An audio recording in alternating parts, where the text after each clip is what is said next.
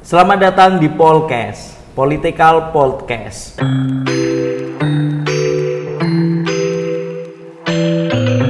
Kali ini Polcast kita kali ini adalah Polcast seri yang keempat, teman-teman. Dan kita kedatangan tamu yang luar biasa untuk seri Polcast keempat ini. Siapa lagi kalau bukan aktivis mahasiswa yang sangat terkenal di seantero penjuru Indonesia ini, yaitu Mas Melky Sedek Huang. Ini kita manggilnya sekarang Mas atau Bung? Mas bro. Bro PSI banget dong. Bung aja ya. Boleh. Bung Melky, ya kan? Mantan Ketua BEM UI tahun 2023. Selamat datang Mas di. Thank you bro. Selamat datang Bung. Siap. Di Polcast Ruang Suara kali ini. Oke. Kita ngobrol-ngobrol seputar politik, pilkada, dan juga bagaimana pandangan Bung Melky nih soal politikan di tanah air. Nah, Polcast selalu tidak cuma ngobrol nih Bung. Polcast tidak cuma ngobrol, gak cuma diskusi, tapi kita juga menyiapkan permainan nih. Permainannya ular tangga. Semua orang pasti udah pernah memainkan ini kan waktu kecil. Kenapa kita mengambil ular tangga? Karena ular tangga selalu punya filosofinya. Hidup kadang naik dan juga kadang turun. Saya awali dari pertanyaan pertama, Bung Melky sekarang hidupnya lagi naik atau turun nih? Iya, perlahan-lahan lagi mencari tangga-tangga baru biar naiknya cepat. Asik. Berarti sedang berusaha untuk selalu naik. Kalau kata Pak Bambang Pacul, melenting ya. Saya berusaha untuk melenting. Oke, kita pilih dulu nih Bung. Mau yang warna hitam atau putih nih? Bebas. Aku hitam aja, hitam. Oke. Kita mulai dari sini aja. Start. Oke. Peraturannya kita diskusi sambil main ular tangga. Nanti selesai atau enggak ular tangganya, pokoknya 1 jam kita diskusi, kita selesaikan ular tangganya meskipun belum selesai. Oke, siap. Saya mulai lebih dahulu sambil nanti melemparkan pertanyaan pertama. Oke. 2. Putih berarti ya. 1, 2. Monggo Bung. Siap. 4. Asik, naik. Langsung naik. Ke pertanyaan pertama. Aku selalu mengawali dari ini, Bung. Pertanyaan paling mendasar bagi kami. Cita-cita waktu kecil jadi apa, Bung? Cita-cita waktu kecil pengen jadi dokter sih. Jadi dokter. Pernah pengen jadi polisi. Pernah. Ya, musuh polisi pengen jadi polisi. Ya pernah pengen jadi dokter, pernah pengen jadi polisi. Nah, 2 itu sih cita-cita pas kecil. Itu kapan pengen jadi polisi kapan? Dulu itu waktu kecil ayah itu selalu ngajakin nonton film-film film action gitu kan. Jadi kayak jadi polisi tuh asik gitu. Jadi ya pas masa-masa sebelum SD lah, sebelum SD gitu. Waktu SMA terakhir? Pas SMA terakhir waktu itu pengen jadi lawyer, makanya masuk fakultas hukum. Makanya masuk hukum. Jadi ini udah linear ya? Udah linear ya? Ya. Tapi masih mau tetap jadi lawyer atau jadi politisi nih? Ya, kayak keduanya bisa berbarengan. Ini keduanya bisa berbarengan. Oke, teman-teman, ternyata aktivis kita ini pernah bercita-cita jadi polisi juga nih. Pernah bercita-cita jadi polisi. Keren banget. Bung, ceritakan sedikit dong. Apa sih hal yang paling nggak bisa dilupakan lah waktu kecil? Waktu kecil yang paling nggak bisa dilupakan. Jadi pas kecil itu tiap kali pulang sekolah, ayah itu selalu jemput pulang sekolah itu. Tapi sambil lewat jalan-jalan yang seharusnya nggak kita lewati waktu pulang, jadi keliling-keliling dulu baru pulang gitu. Nah, ketika waktu keliling-keliling itu, ya ayah itu berapa kali menceritakan dulu tuh di sini ayah pernah usaha tapi digusur sama Satpol PP gitu karena kita kaki 5 gitu. Terus ayah di sini juga pernah kuli bangunan, pernah apa. Jadi selalu merasa bangga gitu punya cerita-cerita begitu karena artinya setiap orang itu kan selalu punya caranya masing-masing kan untuk bisa membuktikan dirinya dan waktu itu jadi punya semangat gitu bahwa ya kita nggak perlu jadi anak siapa-siapa atau nggak perlu jadi orang yang kemudian berada dulu untuk bisa membuktikan kita bisa berdampak gitu. Berarti sosok bapak, sosok ayah itu salah satu menjadi inspirasi banget berarti. Ya, salah satu inspirasi. Salah satu gitu. Bung asli Pontianak ya? Asli lahir di Pontianak. Asli lahir di Pontianak ya. Berarti sampai SMA di Pontianak. Sampai SMA di Pontianak. Kemudian geser ke UI di Jakarta. Universitas Indonesia. Pernah berjuang mendaftarkan di kampus lain nggak? Atau memang dari awal langsung targetnya UI? Jadi ceritanya pas SMA itu sebenarnya nggak berniat untuk kuliah di UI. Pengennya di IKJ. Institut Kesenian Jakarta. Karena waktu itu ngeband, pas SMA tuh jadi anak band gitu. Dan pas SMA itu ya kemudian merasa bahwa kayak passion saya itu nggak di IPA, karena SMA-nya IPA. Passionnya kayaknya nggak di IPA gitu kan. Dan waktu itu merasa kayaknya menarik juga tetap terusin kesenian gitu. Tapi orang tua nggak setuju, orang tua nggak sepakat, pengennya kuliah yang bener gitu. Akhirnya coba tes kepribadian gitu kan, tes kepribadian, tes minat bakat. Katanya cocoknya cuma di hukum, ilmu politik atau hubungan internasional, 3 itu kan. Akhirnya sadar bahwa selama ini salah jurusan IPA tapi cocoknya di IPS. Akhirnya coba mengejar SBMPTN waktu itu kan, sekarang UTBK namanya gitu. Nah, mengejar SBMPTN dan kemudian waktu itu cuman ngincer UI gitu. Karena dari awal pengennya ya Jakarta. Gitu. Dan kesampaian, walaupun sebenarnya daftar swasta banyak juga yang lain, Presiden University daftar, Telkom daftar, Pertamina pun daftar, semua daftar. Tapi ketika dapat UI ya udah langsung aja. Gitu. Tadi sempat disinggung juga, sempat mau masuk IKJ ya? Masuk IKJ, berarti pinter juga di bidang seni? Enggak, dibilang pinter sih enggak ya, lebih ke waktu itu seneng aja berkesenian. Apa? Aku ngeband. Ngeband? Saya ngeband waktu itu, main drum. Cuman semua alat musik bisa? Dibilang semuanya bisa juga, enggak ya, semuanya pernah belajar. Pas SMP itu kan orang tuh merasa ganteng kalau bisa main gitar. Betul. Apalagi nembak cewek sambil gitar. Iya. Gitu ya. Jadi semua chord-chord di gitar dipelajarin sama macam. Tapi pas SMA lebih cocoknya main drum. Jadi orang di belakang gitu. Jadi udah ngedrum pas SMA. Ini karena waktu SMA sukanya main drum, akhirnya kalau demo dipukulin biasanya. Demo dipukulin. Bung. Ya. Ente waktu jadi ketua BEM kan keras banget nih. Oke, keras banget. Bilang Pak Jokowi lip service, ya kan? Terus DPR diganti tikus, ya. Dan banyak lagi lah pokoknya hal hal kontroversial itu. Nggak takut, Bung?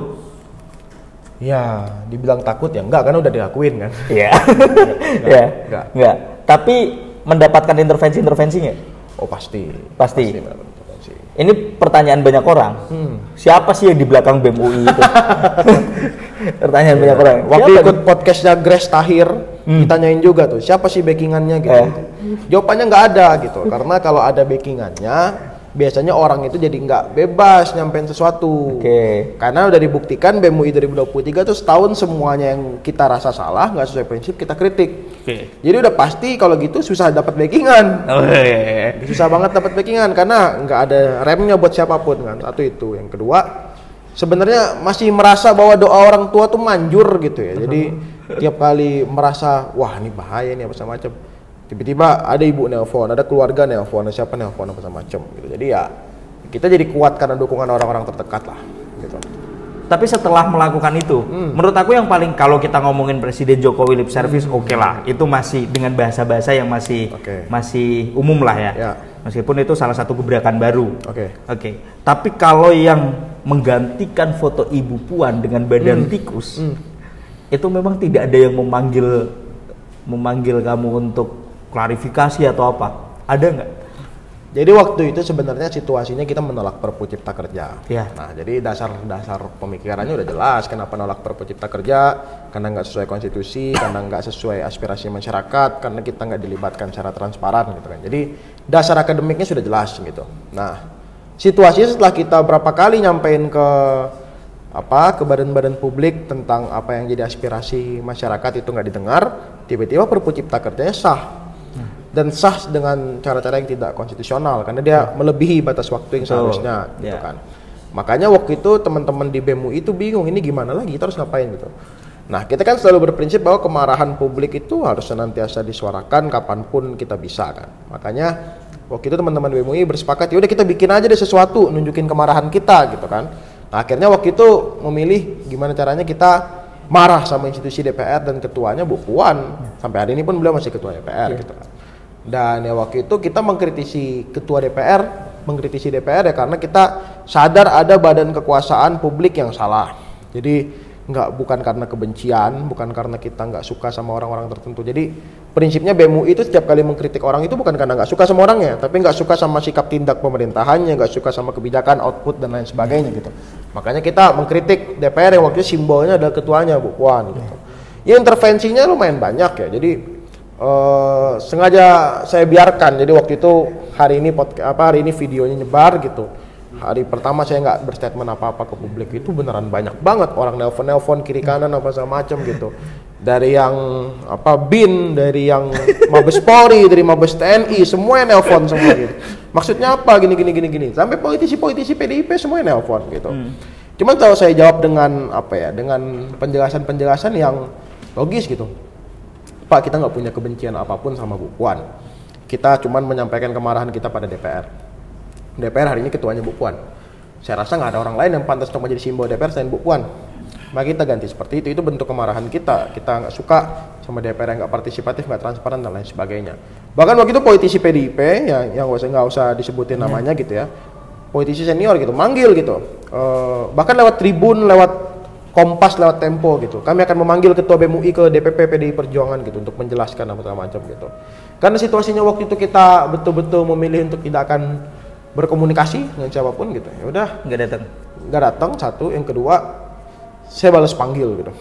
Kalau bisa Bapak itu yang datang ke sekretariatnya BEM UI. Iya sih. Gitu. Karena memang kita kan butuh penjelasan. Masa masyarakat yang butuh penjelasan diminta untuk nyampein keterangan terus, kan nggak logis gitu. Jadi ya situasi seperti itu dan ya buktinya masih survive hari ini. Oke, buktinya masih survive. Dan malah masuk ya? Malah masuk ke situ ya. Tapi sebelum aku bahas itu, aku mau gini dulu coba. Selama ini mahasiswa selalu mengkritik dengan cara yang keras, dengan cara yang mungkin bagi masyarakat populis itu kurang disukai, ya kan? Bahkan kadang kita juga melakukan aksi demonstrasi pun nggak sepenuhnya terkadang masyarakat suka dengan itu. Kita itu pernah di Semarang bikin aksi boikot Jalan Pantura lah, kemudian mungkin aksi-aksi di Gubernuran dan lain. Itu banyak komentar-komentar masyarakat di media sosial itu seakan-akan malah tidak mendukung kita, ya kan? Dengan apa yang kita lakukan seperti itu. Nah, menurut Bung Melki sendiri nih, sebenarnya bagaimana sih kita itu untuk bisa meraih simpati dari masyarakat? Karena terkadang apa kebijakan publik itu yang sudah ditelurkan oleh pemerintah dampaknya juga pada masyarakat, tetapi terkadang masyarakat tidak merasakan itu, sehingga kita melakukan aksi demonstrasi menolak itu semua. Tapi terkadang cara kita itu malah tidak mengambil sisi simpatinya masyarakat sehingga masyarakat ikut berjuang bersama kita. Menurut Bung Melki dari itu sendiri gimana itu? Sebenarnya kan gerakan mahasiswa itu bisa hadir dan bergerak itu karena dua hal. Satu, karena esensi dari gerakan mahasiswa itu sendiri. Yang kedua, sebagai respon dari kegagalan sistem yang ada gitu. Nah, pertama kalau ngebahas dari esensi gerakan mahasiswa itu sendiri, gerakan mahasiswa itu hadir sebagai kelompok penekan. Kalau kita harapkan gerakan mahasiswa itu bisa jadi sebuah sistem yang merubah, bikin kebijakan, bisa mengeluarkan peraturan dan lain sebagainya, nggak mungkin, karena itu bukan tugasnya mahasiswa. Ya, emang tugas mahasiswa, esensi gerakan mahasiswa itu sebagai kelompok penekan, agar figur-figur yang setiap hari diberi tekanan mampu mengeluarkan kebijakan-kebijakan dan sikap tindak yang lebih pro kepada masyarakat. Itu kan esensi dasarnya gitu. Nah, rasa-rasanya nggak mungkin kan kalau kita itu memberikan tekanan dengan cara-cara yang tidak menekan.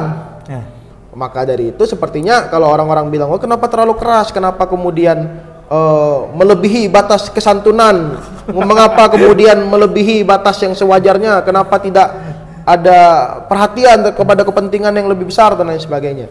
Jawabannya karena kita butuh tekanan yang besar. Kalau semua masyarakat hari ini memilih untuk tidak bersuara, memilih untuk nerima-nerima aja, memilih untuk kemudian tidak bersuara keras atas sesuatu yang berpotensi merusak masa depannya, ya butuh kelompok penekan yang lebih keras agar suara-suaranya lebih terdengar gitu. Jadi suara itu kan kalau satu orang bersuara dengan poin 5 gitu, tapi 10 orang yang bersuara 50. Tapi kalau yang bersuaranya cuma 2, ya terpaksa harus 25 dong suaranya kan, biar 50 juga.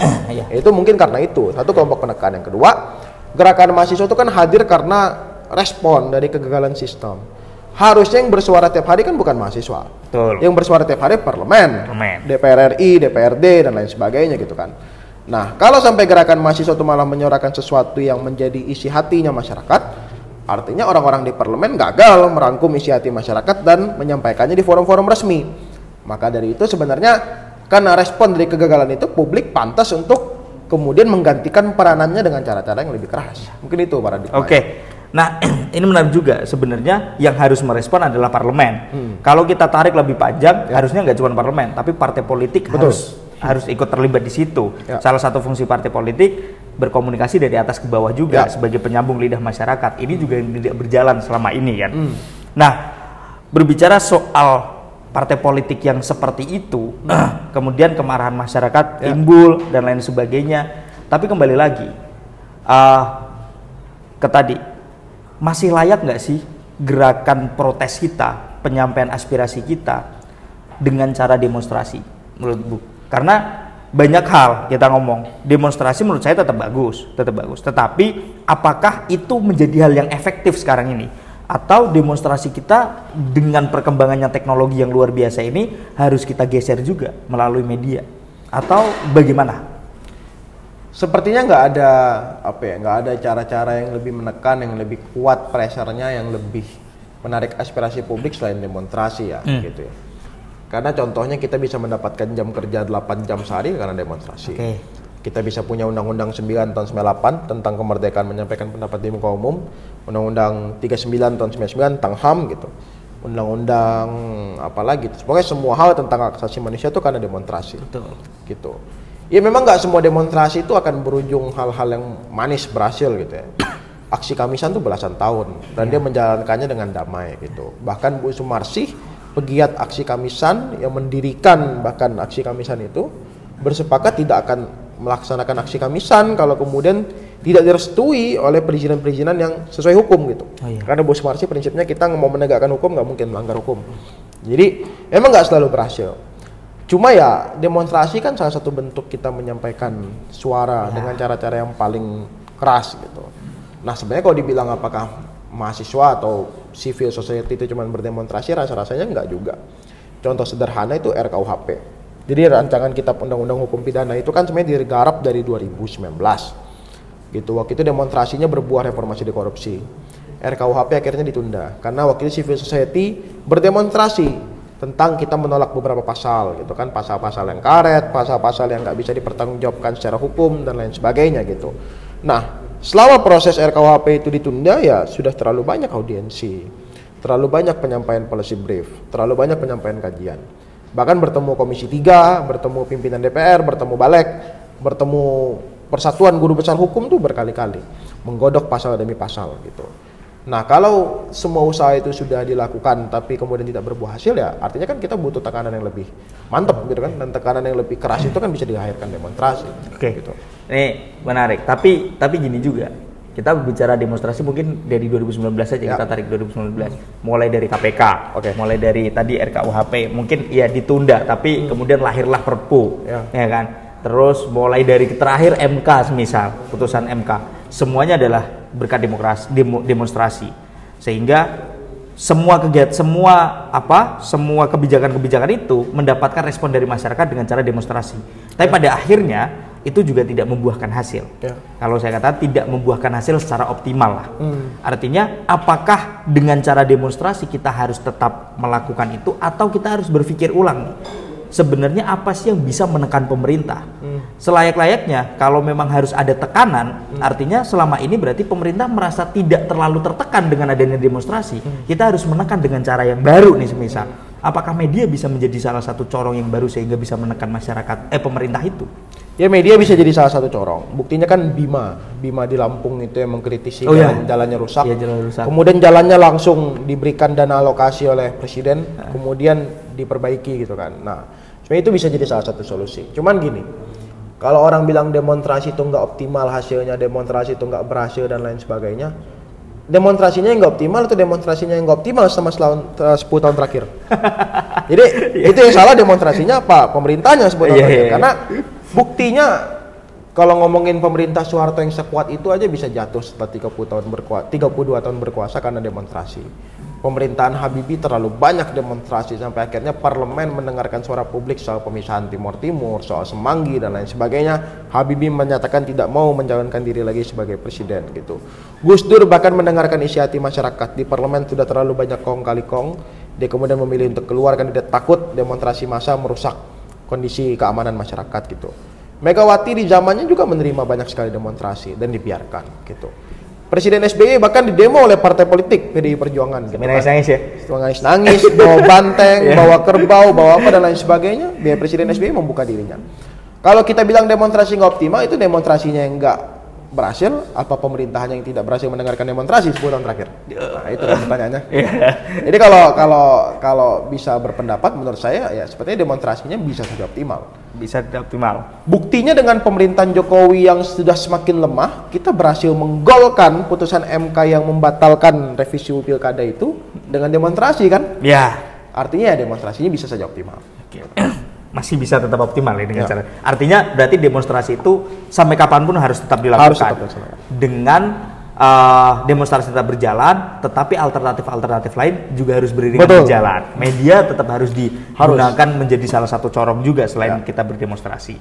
Oke, kita main lagi nih. Udah dari tadi kayaknya. Ya, Bung. 6. 1 2 3 4 5 6. Oke, Bung. Sambil main mungkin kayaknya udah mulai aus juga nih. 1. Udah mulai aus, Bung ya. Kita punya barista, Bu. Oh, barista. Ya kan? Selain aku host di sini, kita punya barista juga. Kita panggil baristanya untuk mengantarkan minum ke kita nih. Oke, siap. Barista.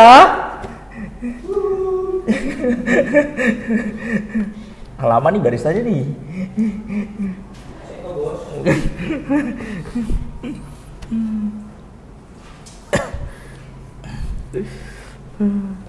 Barista. Siapa lo, Bro? Udah 2 americano, guys. 2 americano.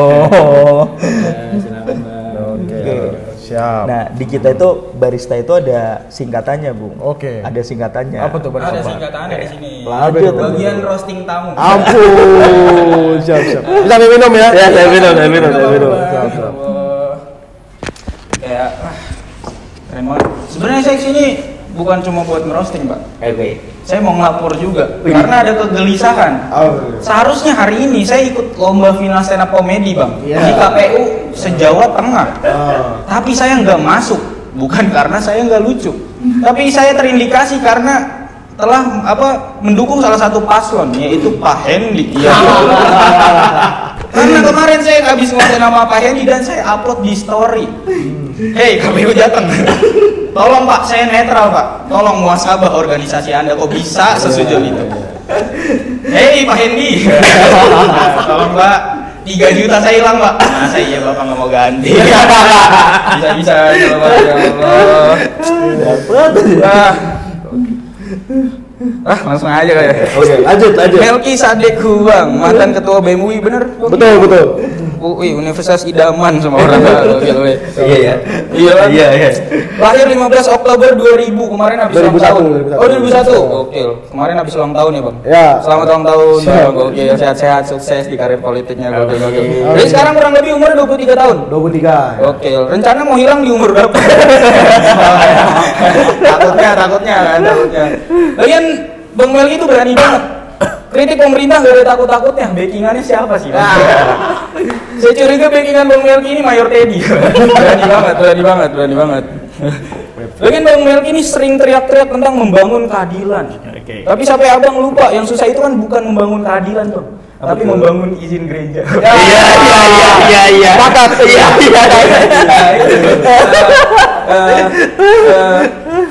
Terus sekarang abang jadi kayak kader PDIP. Keren banget Bang, keren banget. Tapi saya heran Bang, dulu abang dan BEM UI sempat membuat meme tikus untuk DPR. Ya. Gila, keren banget, sampai viral itu ya. Iya. Gokil. Tapi sekarang saya mau tanya Bang, kok sekarang abang malah ikut sama tikus tersebut? Dan Bang Melki waktu itu berisik banget pas ada kontroversial RUU Cipta Kerja. Ya. Itu abang kritik banget. Itu partai-partai yang mendukung RUU Cipta Kerja. Tapi kok sekarang malah abang yang dapat kerja dari partai tersebut? Ya, gitu. Cipta kerja soalnya kan. Oh, Iya, cipta kerja. Jadi partainya menciptakan pekerjaan. Emang Gitu. kalau udah masuk partai mah gitu. Terus ini mah enak banget jatuhnya Bang. Jatuhnya abang masuk partai lewat jalur roasting. Iya. Roasting masuk partai. Iya. Terus terakhir bang, semoga abang tetap istiqomah dengan perjuangan abang. Soalnya biasanya aktivis kalau masuk partai malah ikut kekuasaan. Udah banyak banget dari 98 pasti kayak gitu. Apalagi aktivis zaman sekarang beda banget. Tangan kiri terkepal, tangan kanan minta proposal. Iya. Ya ampun. Iya sih kan ini cuma kan udah lapar. Ya udah sudah aja bang. Saya pamit dulu. Mau ngurusin ini izin bangun gereja. Oke, silakan ya. Terima kasih bang.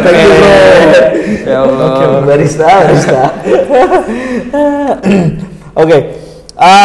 Lanjut kita ngobrol soal tadi lah. Sekarang geser ke ke partai politik nih. Oke. Masuk ke PDIP. Jadi Ya. ketua Taruna Merah Putih atau TMP Kalimantan Barat. Ya. Kenapa pada akhirnya berlabuh ke PDIP?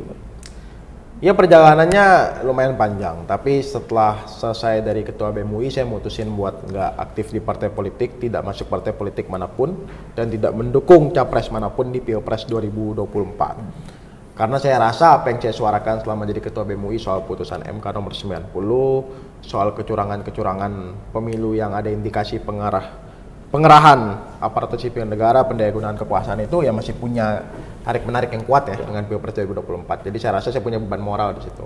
Selepas Pilpres 2024 ya saya kemudian mencari wadah baru gimana bisa bergerak, bisa berjuang dan lain sebagainya. Saya bikin forum anomali.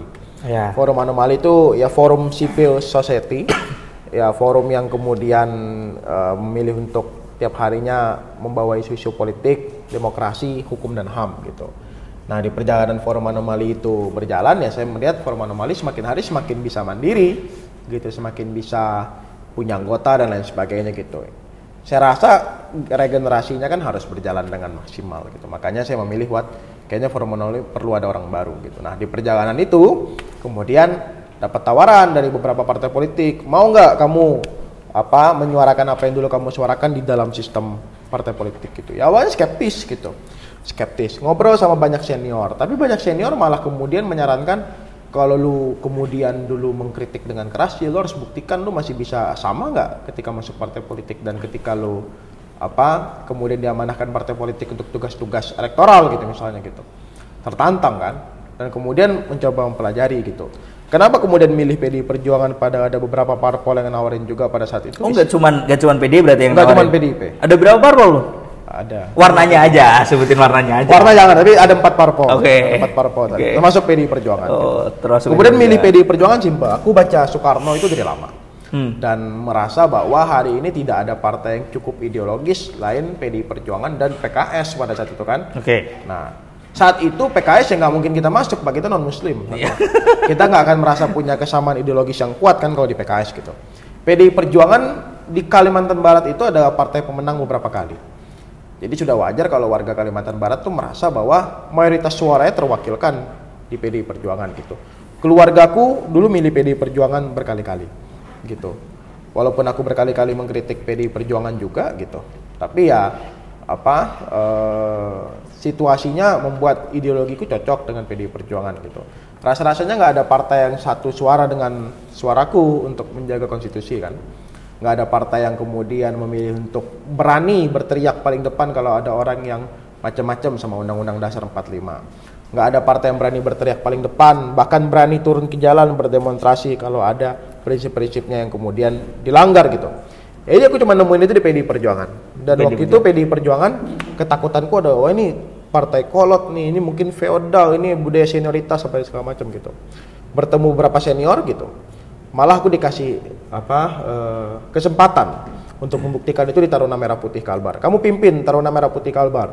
Buktikan kamu bisa bikin organisasi yang semegah banyak organisasi lain. Gitu satu. Yang kedua, buktikan kamu bisa membangun organisasi isinya anak-anak muda dengan paham-paham baru tentang keanak mudaan gitu. Dan tetap mempertahankan ideologi partai tapi dengan cara-cara baru. Makanya merasa tertantang. Apa tantangannya mengembangkan satu organisasi yang ada di bawah naungan partai politik, PMP, organisasi saya partai kan, di bawah naungan partai politik PDIP, daripada membangun organisasi-organisasi sebelumnya, seperti mungkin Bung udah bikin forum anomali, kemudian ketua BEM, dan sebelum-sebelumnya pasti udah pernah berkarir di organisasi-organisasi. Apa yang membedakan dan juga apa struggle-nya di situ? Struggle pertamanya adalah adaptasi. Pasti sebenarnya partai politik punya daya birokrasi yang berbeda ya. Cuman sejauh ini sangat bertahan ya, karena BEM UI itu kan punya sistem yang sangat baik. Bahkan kalau publikasi itu nggak semudah itu, kita ada sistemnya, bikin persyaratan pun ada sistem, birokrasinya pun kita susun berapi, karena birokrasi itu membuat kita lebih sistematis kan. Jadi masuk ke partai dengan birokrasi tertentu memang butuh belajar, tapi nggak sepanjang itu. Yang kedua, ya yang harus dipelajari betul, terutama di PDI Perjuangan adalah ini partai ideologis Pak. Jadi ya setiap harinya kita harus bergerak dengan dasar ideologis gitu. Jadi semua apa yang kita lakukan di partai itu harus punya penjelasan. Kenapa? Oh ini gotong royong. Kenapa? Wah ini menerapkan prinsip Bung Karno tentang marhaenisme gitu misalnya. Wah ini menerapkan prinsip Bung Karno sesuai Pancasila 1 Juni 1945. Jadi itu struggle terbesar di partai itu adalah rupanya masuk partai itu tiap harinya mengasah kita masih sesuai nggak sama ideologi yang sama. Gitu. Gerakan yang dilakukan setiap harinya itu harus sesuai dengan nilai-nilai ideologi yang ada. Ya. Oke. Sama seperti organisasi pada umumnya lah Bu. Ya. Setiap lembaga pasti nggak ada yang sempurna. Ya. Pasti nggak ada yang sempurna. Aku pengen denger dong kritik kepada PDIP dari kader PDIP sendiri Bu. Oh iya, itu sangat banyak ya. Satu sebenarnya tentang partisipasi anak-anak muda. 10 tahun terakhir PDI Perjuangan itu dalam kekuasaan. PDI Perjuangan itu membangun kabinet. PDI Perjuangan itu bergotong royong mewujudkan mimpi-mimpinya lah gitu tentang Indonesia yang lebih baik gitu. Tapi 10 tahun terakhir rasa-rasanya PDI Perjuangan tidak begitu memberikan ruang bagi anak-anak muda yang berorganisasi dengan maksimal gitu. Yang bisa aku lihat sebenarnya selama 10 tahun terakhir ya anak-anak muda organisatoris dan lain sebagainya sepertinya nggak banyak memilih PDIP karena emang merasa PDIP bukan tempat yang tepat gitu, entah karena situasinya nggak nyaman, entah karena kemudian merasa dalam kekuasaan mungkin ya gitu atau dan lain sebagainya. Tapi kalau kita ngomongin partai lain gitu, partai-partai lain lah gitu ya misalnya gitu, ya walaupun di dalam kekuasaan kayaknya anak muda enjoy aja kan buat ada di dalamnya gitu. Artinya kan ada circumstances yang bikin nggak nyaman gitu. Nah itu yang menjadi tantangan untuk aku ubah selama aku ada di Taruna Merah Putih Kalbar, itu yang pertama. Yang kedua otokritiknya adalah sebenarnya partai ini punya grassroots yang luar biasa baik, akar rumputnya kuat. Setiap orang selalu tahu bahwa PDI Perjuangan tuh berhasil menggait semua orang di semua tempat dan pasti ada kader PDI Perjuangan yang jadi anggota parlemen di semua tempat, nggak mungkin nggak ada gitu. Cuman problemnya adalah mungkin harus lebih up to date dengan perkembangan teknologi gitu misalnya. Mungkin ya partai kita berisi orang-orang yang belum terlalu mengerti perkembangan teknologi dengan maksimal. Oleh karena itu sepertinya promosi partai, edukasi politik, penyampaian aspirasi kita belum terlalu maksimal di ranah yang teknologis gitu. Pemanfaatan teknologi Betul. untuk gerakan partai belum seterbuka itu berarti. Berarti salah satu penugasan dari partai kepada Bung Melki kan sekarang udah jadi petugas partai berarti ya. Udah jadi petugas partai, itu salah satunya adalah bagaimana membuat PDIP lebih terlihat Gen Z banget. Benar. Ya. Lebih terlihat Gen Z banget. Oke, pantesan masih suka konten beliau. Ya kan, live Instagram gitu-gitu masih suka. Oke. Kalau kita berbicara tentang partai kembali, Bung Melki pernah mengkritik soal ini yang sering kali kita dengar juga lah akhir-akhir ini, soal partai masih dikungkung oleh satu keluarga, lembaga masih dikungkung oleh satu keluarga. Ibu Mega sudah sangat lama sekali berada di PDIP, ya kan? Menurut Bung Melki sudah selayaknya atau belum bahwa harus ada regenerasi baru di dalam kepemimpinan partai, karena bagaimanapun partai politik adalah salah satu unsur demokrasi. Selayaknya lembaga yang demokrasi, harusnya partai juga bisa demokratis dong. Nah, terhadap hal itu bagaimana? Ya tentunya itu jadi kegelisahan semua orang akan PDI Perjuangan. Oh katanya partai ini menolak dinasti politik, katanya partai ini taat konstitusi, katanya partai ini demokratis. Partai Demokrasi Indonesia Perjuangan, ada kata demokrasi di dalamnya gitu kan. Ya kenapa hanya dikuasai satu keluarga dan lain sebagainya. Seringkali orang ngomong begitu. Betul. Itu pun salah satu pertanyaanku ketika awal masuk ke PDI Perjuangan. Cuman setelah masuk ke PDI Perjuangan tuh partai yang taat konstitusi, termasuk konstitusi organisasi, ADART partai, peraturan partai dan lain sebagainya gitu. Kita sangat taat aturan-aturan hukum di dalam partai gitu.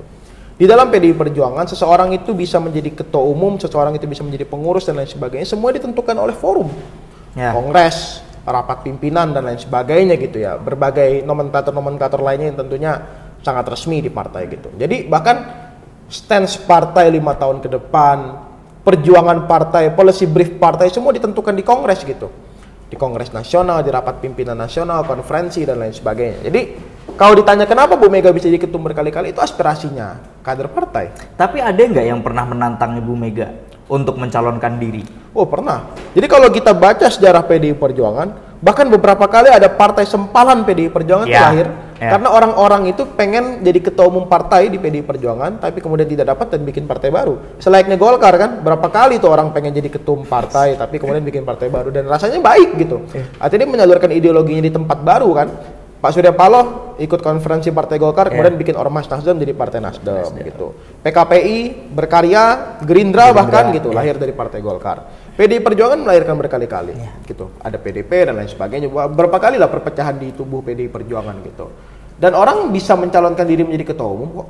Enggak cuma Bu Megawati Soekarno Putri, tapi ya memang aspirasi dari kader partai hari ini Bu Megawati Soekarno Putri. Dan kalau orang mengkritik soal dinasti politik di PDI Perjuangan gitu, misalnya kenapa Bu Puan jadi ketua DPR? Kenapa Prananda Prabowo, anaknya Bu Megawati Soekarno Putri itu ikut di acara-acara partai terus? Saya bisa bilang bahwa Bu Puan dan Mas Nanan itu adalah orang yang berproses.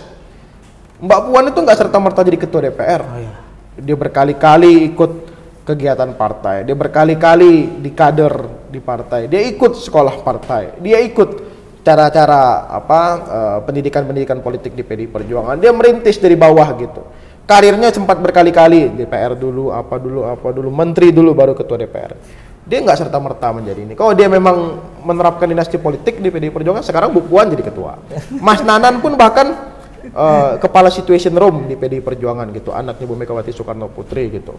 Bahkan dalam beberapa keputusan Bu Megawati membuatnya bersama Mbak Puan, beberapa keputusan Bu Megawati membuatnya bersama Mas Nanan, tapi bahkan beberapa keputusan mereka tidak bersama.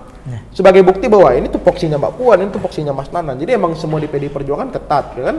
Bu Megawati memimpin rapat dengan orang-orang tertentu yang dia rasa sesuai tupoksinya. Jadi enggak, dinasti politik tuh enggak terjadi dengan luar biasa maksimal gitu di PDI Perjuangan gitu. Oke. Udah panjang lebar jelasin soal dinasti politik yang ada di PDIP. Isu yang paling hangat yang terakhir.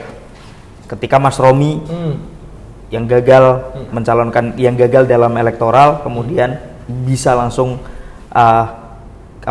duduk di parlemen karena PAW menggeser 2 orang yang seharusnya duduk di situ. Bagaimana posisi Bung terhadap hal itu? Ya pertama tentunya kita tidak menginginkan adanya anggota parlemen itu yang tidak dipilih oleh masyarakat. Dan Mas Romi itu dipilih oleh masyarakat. Gitu. Dia dipilih oleh puluhan ribu orang yang kemudian memilih dia menjadi anggota DPR RI gitu. Nah, situasinya kan peraturan di internal partai itu, lagi-lagi kita partai yang taat aturan, kita sesuai sama aturan gitu kan. Mengapa Mas Romi kemudian bisa dilantik menjadi DPR RI? Ya karena 2 orang sebelumnya mengundurkan diri gitu. Dan sampai hari ini kita nggak bisa menemukan alasan konkret selain dari penjelasannya Mbak Yayu dan Mas Arteria Dahlan kan soal kenapa dia mundur gitu. Nah, penjelasan konkretnya keluar dari mulutnya Mas Arteria Dahlan. Dia memilih untuk kemudian mengundurkan diri gitu. Ditanya oleh media apakah ada paksaan atau tidak, dia bilang dia menyerahkan kepada Mas Romi gitu. Jadi ya kemudian kalau dia memilih untuk mundur tanpa paksaan dan lain sebagainya dan sudah sesuai dengan aturan-aturan partai, ya itu yang terjadi. Karena kita taat aturan hukum di partai.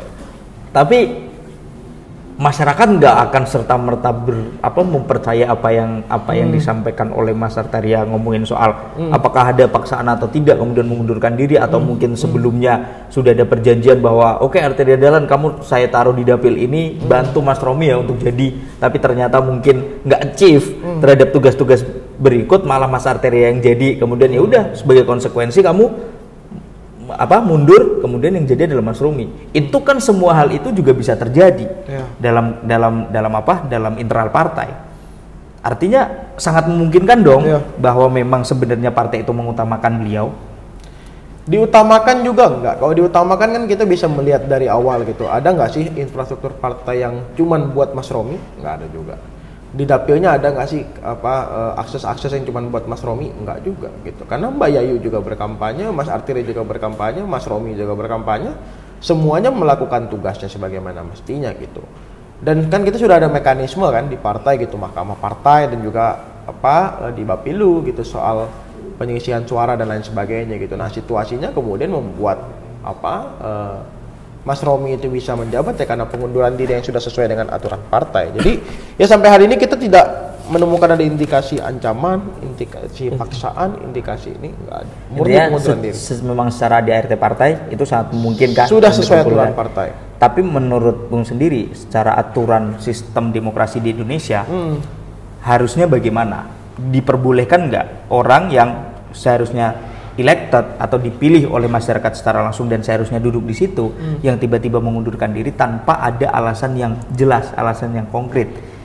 Itu secara sistem seharusnya menutup hal itu atau enggak? Bahkan secara sistem, kalau kita manut sama konstitusi, peserta pemilu itu partai politik. Betul. Peserta pemilu partai politik. Makanya dari awal PDI Perjuangan itu memperjuangkan sistem proporsional tertutup.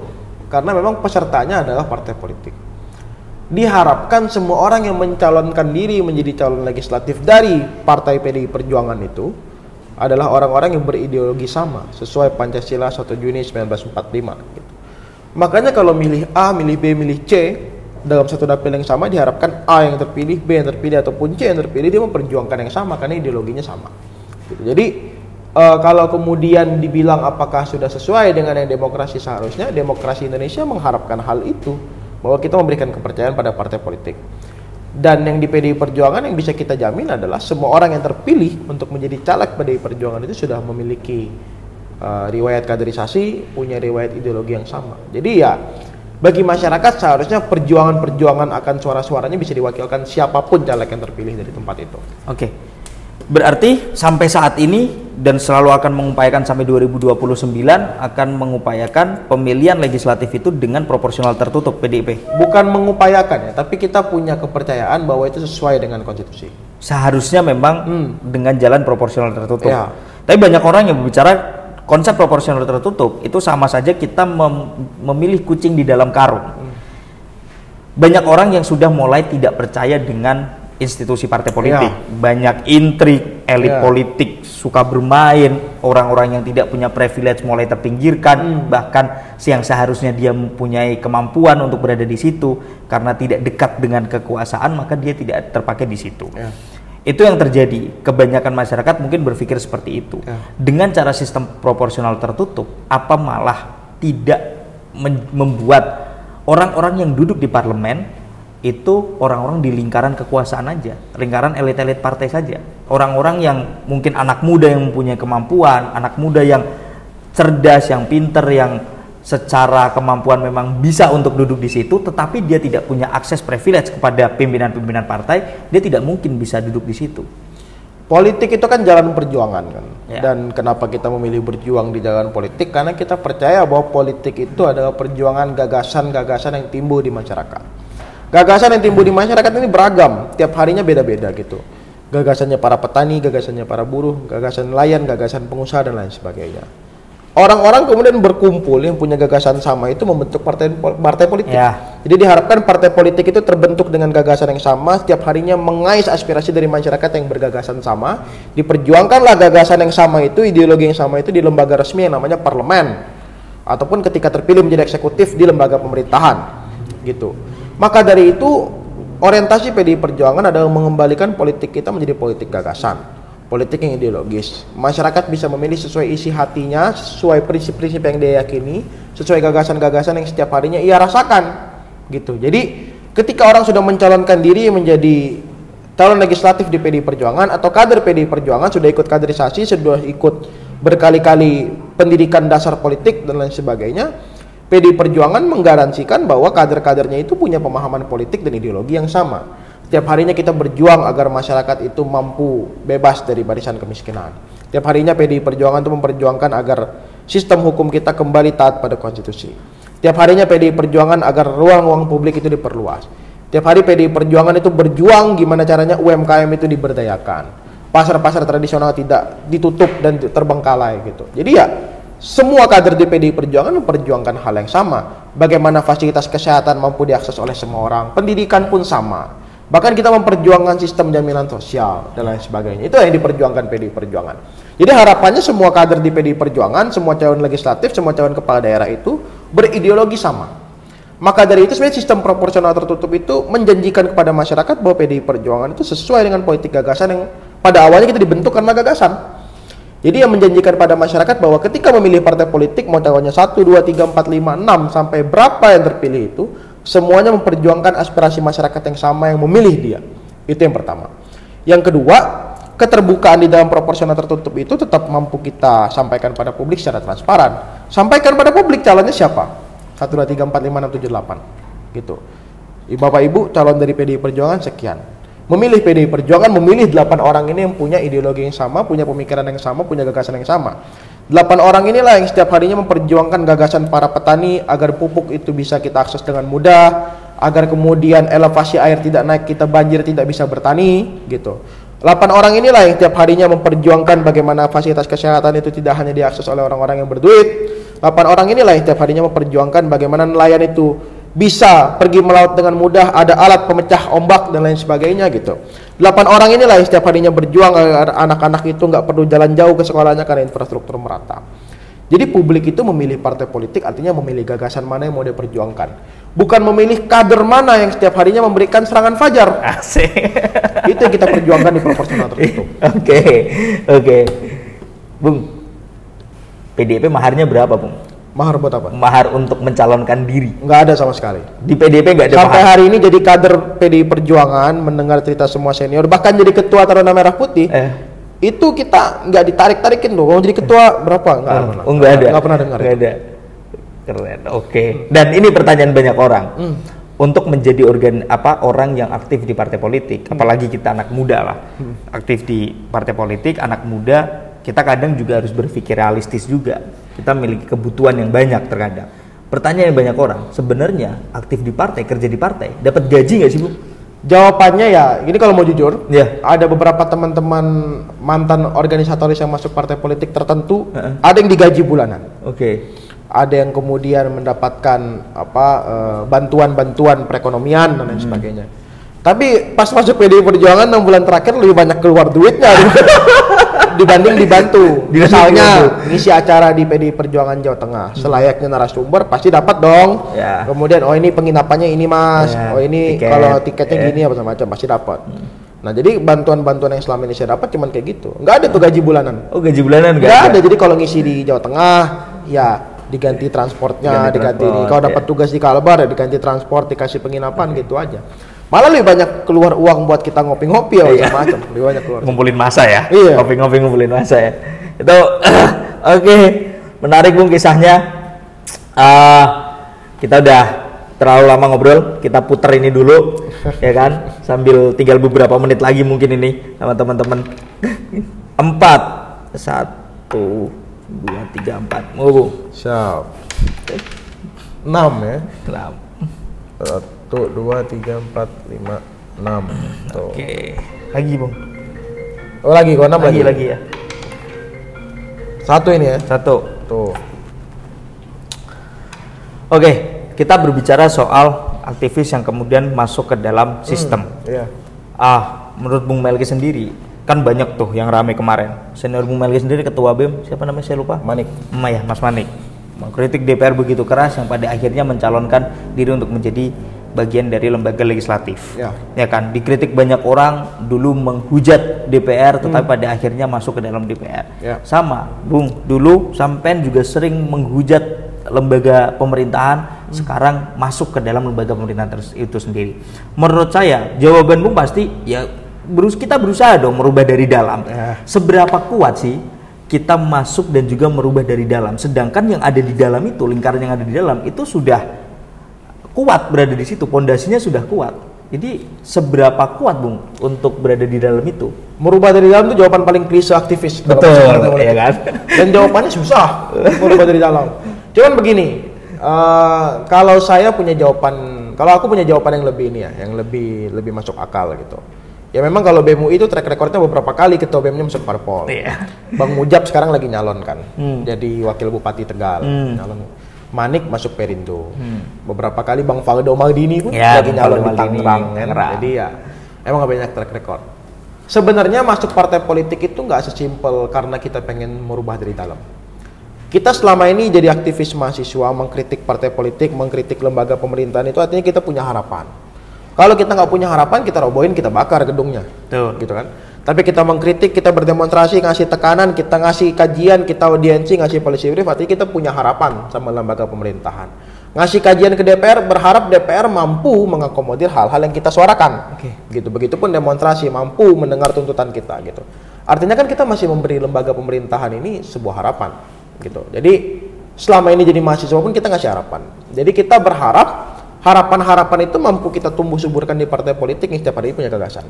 Ini ngomongin masuk partai politik ya, bukan nyalek, bukan apa gitu. Nah, yang kedua, masuk partai politik itu artinya memperjuangkan ide dengan cara-cara yang lebih sistematis.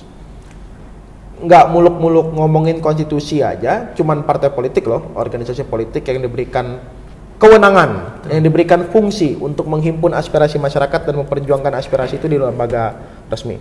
Nggak ada organisasi lain yang bisa. Iya. Makanya kalau kita butuh wadah perjuangan baru, ya perjuangkanlah itu lewat partai politik. Karena dia adalah lembaga yang diberikan secara resmi fungsi-fungsi untuk menghimpun aspirasi masyarakat, memberikan kaderisasi politik, rekrutmen politik, bahkan pendidikan politik, dan memperjuangkan gagasan politik itu di lembaga resmi agar jadi kebijakan. Yang ketiga, kalau aku pribadi merasa punya tantangan untuk membuktikan ke orang-orang bahwa masuk partai politik itu artinya memperjuangkan suara yang selama ini ada untuk berdampak kebijakan. Sekecil apapun impactnya, setidaknya aku berusaha untuk membuktikan itu. Untuk tetap menyuarakan dan juga menyampaikan gagasan-gagasan yang selama ini kita miliki ya.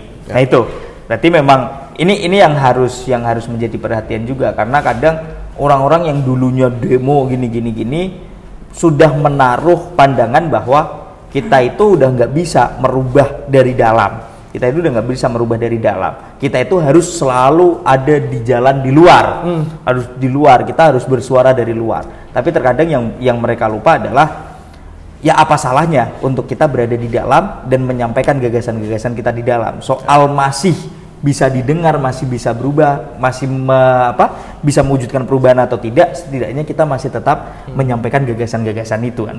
Nih, lanjut terkait anak muda sekarang. Menurut Bung Melki, anak muda sekarang itu sudah menjadi orang yang atau anak muda yang aktif nggak sih dalam berpolitik, atau masih yang 5 tahunan sekali cuma datang ke TPS saja? Apatisme dalam politik tuh fenomena yang hari ini dialami sama generasi Z gitu. Ya wajar aja karena kita native demokrasi, Pak. Kita nggak pernah ngerasakan ketika demokrasi itu diberangus dengan keras kan. Kita lahir aja udah merasakan demokrasi, bahkan sampai hari ini kita merasakan demokrasi. Jadi kita nggak pernah merasakan punya privilege untuk merasakan bagaimana ketika demokrasi itu diberangus, dan kita paham bahwa demokrasi itu berharga. Makanya perjuangan demokrasi di partisipasi politik jadi rendah karena kita nggak pernah merasa punya privilege itu. Cuman kalau ngeliat fenomena pilpres, rupanya masyarakat itu nggak seapatis itu sama politik gitu. Orang bisa mendeklar dirinya jadi anak abah, artinya dia punya rasa populisme yang kuat sama Anies Baswedan. Orang bisa bernyanyi bantengnya metu kandang berkali-kali, gitu. Artinya orang punya keterikatan yang kuat dengan PD Perjuangan mungkin kan. Orang bisa muter Oke Gas berkali-kali antara lagunya enak atau emang suka dengan. Tapi emang lagunya enak, lagunya enak.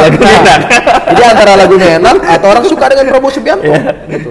Orang bahkan bisa menangis ketika Prabowo Subianto disindir oleh calon-calon lain di debat pilpres. Artinya orang punya keterikatan bahkan emosional dengan Prabowo Subianto. Semua itu kan awal muaranya di politik gitu kan. Jadi kalau dibilang apatis sama politik pun enggak gitu. Jadi memang rupanya kita punya tantangan berat untuk mereform sistem politik yang ada, dan salah satu reformasi itu ada di partai politik. Jadi kan selepas pilkada serentak 2024 ini 5 tahun partai politik mengalami puasa pemilihan elektoral kan. Sepertinya itu jadi momen penting untuk setiap partai politik itu berbenah untuk kemudian punya reformasi sistem rekrutmen politik, reformasi sistem kaderisasi politik, reformasi sistem pendidikan politik, dan menghadirkan kembali politik gagasan bagi masyarakat. Teman saya Gibran Muhammad Nur gitu yang jadi waketum harian mudanya PKB gitu, sesama pendiri Forum Anomali juga gitu. Ya sudah membuktikan bahwa dia ketika masuk PKB itu nggak cuma jadi kader dan istilahnya ditenteng-tenteng partai doang, terkesan peduli anak muda dengan Bang Gibran. Dia diberikan tugas bikin roadmap PKB 5-10 tahun ke depan. Kurikulum kaderisasi politik anak muda dia buat dan PKB sudah memulai. Semoga semua partai politik memulai. Oke. Berarti artinya anak muda itu akan aktif berpolitik, tidak pasif, tidak apatis ketika kemasan politik itu bisa direformasi dan juga lebih packaging kepada anak muda. Ya. Itu yang harus dilakukan oleh semua partai politik. Jadi untuk para partai politik, ajak anak muda untuk gabung ke dalam partai politik. Semua warna itu harus ada anak muda. Betul. Betul. Oke Bung, udah terlalu lama kita ngobrol-ngobrol. Mungkin sesi terakhir kasih sedikit pesan-pesan lah untuk para netizen di ruang suara ini. Silakan. Pertama, ruang suara ini jadi tempat penting karena semua suara memang harus ada ruangnya. Betul. Jadi ya memang semua suara harus diakomodir. Jadi ini kritik sosial lewat namanya gitu. Satu itu. Yang kedua, sebenarnya ngomongin politik dan anak muda harusnya itu dua hal yang nggak terpisah. Karena memang yang bisa memperjuangkan masa depan cuma anak muda. Karena dia pemilik masa depan. Kalau yang memperjuangkan masa depan tuh umur 80-an, 70-an, artinya itu gimmick. Ada yang memperjuangkan masa depan anaknya. Jadi bagi aku itu udah nggak relevan. Makanya yang memperjuangkan anak muda itu memperjuangkan masa depan ya cuma anak muda. Dan cara perjuangan yang paling tinggi yang bisa dilakukan ya politik. Karena politik itu berkaitan dengan apakah anak muda itu bisa bernafas lega karena lingkungan hidupnya asri bertahun-tahun ke depan.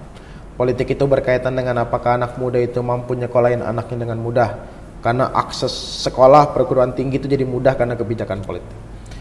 Politik itu berkaitan dengan bagaimana setiap orang itu kalau sakit di masa mendatang dia bisa mengakses kesehatan dengan mudah karena kebijakan politik. Jadi perjuangan akan masa depan dengan cara yang paling tinggi itu adalah politik. Jadi jangan anti sama politik. Jangan pernah anti sama politik. Itu salah satu pesan untuk para netizen ruang suara. Ya teman-teman, tadi juga sempat disinggung terkait politik gagasan yang dibangun oleh PDIP dan partai-partai yang lainnya. Artinya untuk di pilkada, kita berada di momen pilkada saat ini. Artinya kita pastikan bahwa calon yang kita pilih adalah calon-calon yang memang memiliki gagasan. Terkadang memilih itu adalah urusan nomor 2, tetapi memastikan pasangan calon yang kita pilih adalah orang-orang yang memiliki gagasan itu harus menjadi nomor 1. Jadi jangan apatis, datang ke TPS, tapi pastikan TPS menjadi rumah, menjadi salah satu area tanggung jawab kita untuk memastikan pilihan kita adalah orang yang tepat. Gitu.